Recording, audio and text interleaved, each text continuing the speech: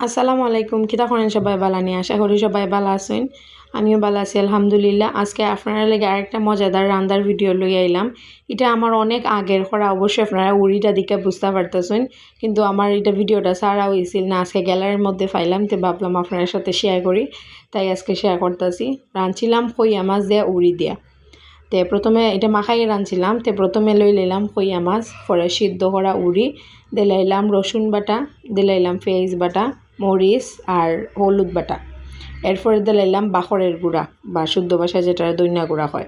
এরপরে দিলাইলাম পরিমাণ মতো লবণ, দিয়া দিলাইলাম পরিমাণ মতো সরিষার তেল। আতে মাখাইল তরকারিটা সরিষার তেল দিয়ে খাইতে মজা লাগে। পরে সুন্দর করে আমি এটারে মাখাই নিব।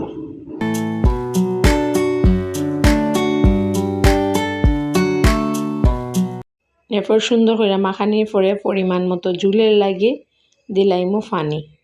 যদি আমার ভিডিওটা ভালো লাগে তাইলে লাইক করবেন, কমেন্ট করবেন এবং অবশ্যই একটা করে শেয়ার দিবেন।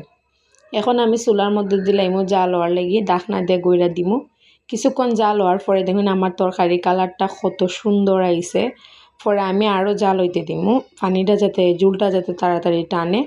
তো কিছুক্ষণ সময় জাল হওয়ার পরে আমি দিলাইমু কাঁচামরিচ ও ধনিয়া পাতা কুচি।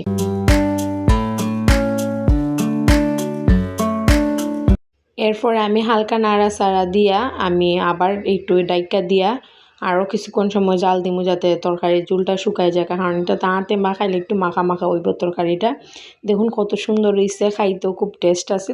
ধন্যবাদ সবাইরে। আসসালামু আলাইকুম।